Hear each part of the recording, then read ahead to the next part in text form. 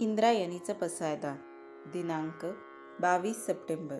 उद्ध्वस्त वटवृक्षातली फिनिक्सची झाडं. लेखक डॉक्टर संतोष मोतीराम मुळावकर. अभिवाचक किमया संतोष मुळावकर. कर्मवीर भाऊराव पाटील. तुमच्याशी थोडं बोलू का? तुमच्यासमोर तुमच्या शिक्षणाच्या जखमा खोलू का? मी तुमच्या शिक्षणाच्या म्हणतोय आणि शिक्षणाला केवढी मोठी जखम करतोय. मी माझ्या शिक्षणाच्या म्हणत नाही आणि शिक्षणाच्या जखमांवर मीठ चोळायचं सोडत नाही. शिक्षणाशी नमक हराम झालेली माणसं एवढं मात्र प्रामाणिकपणे करणार, शिक्षणाच्या जखमांवर चोळण्यासाठी मीठ नसेल तर मीठ चोरून आणणार. काहीही करणार, पण ह्या जखमा वाढत्या ठेवणार. अशाच खोल जखमांनी शिक्षणाचा वटवृक्ष जखमी झाला आहे. जखमी वटवृक्षाची जखमी सावली वटवृक्षाच्या कापून नेलेल्या पारंब्यांना शोधत आहे, अस्वस्थपणे फिरत आहे.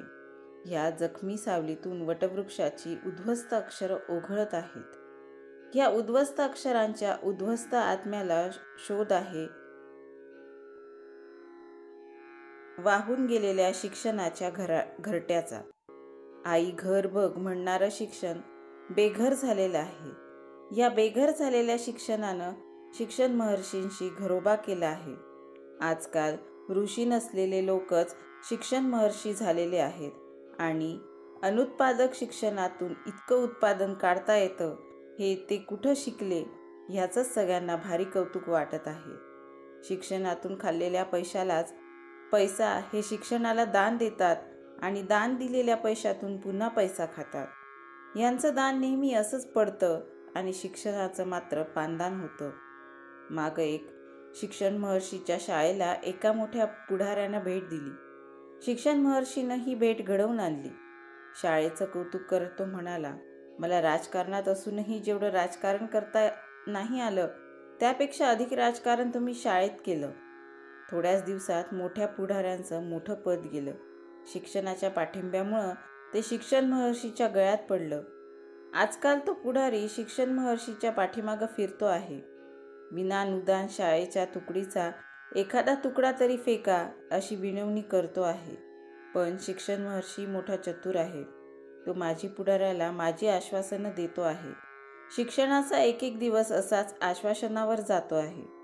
त्याच शिक्षण महर्षीच्या शाळेतल्या एका शिक्षकानं मुलाखतीच्या वेळीच निवृत्तीपूर्वी निदान एक तरी पिरियड घेईन असं आश्वासन दिलं आणि एक अक्षरही न शिकवता हा शिक्षणशास्त्रातला स्वयं अध्ययनाचा सिद्धांत आहे असं म्हणत विद्यापीठात मोठं पद पटकावलं. त्याच शिक्षण महर्षीच्या शाळेतल्या एका विद्यार्थ्यानं मी शिक्षण महर्षी होणार या विषयावर निबंध लिहिला आणि त्या निबंधात सगळाच पैसा बिनधास्त खाल्ला.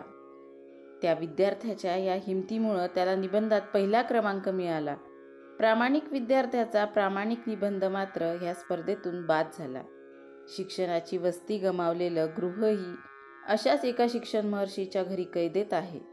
शिक्षण महर्षी म्हणतात म्हणूनच ते सुरक्षित आहे.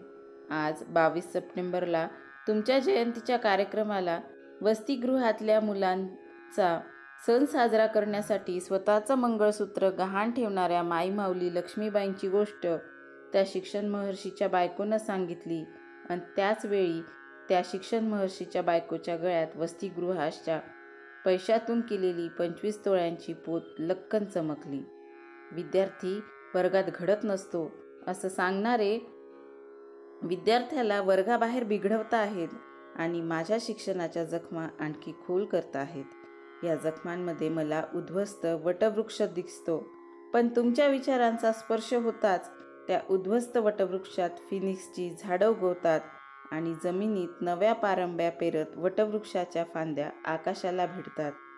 आणि 22 सप्टेंबर 1887 ही तुमची जन्मतारीख आकाशभर लिहितात.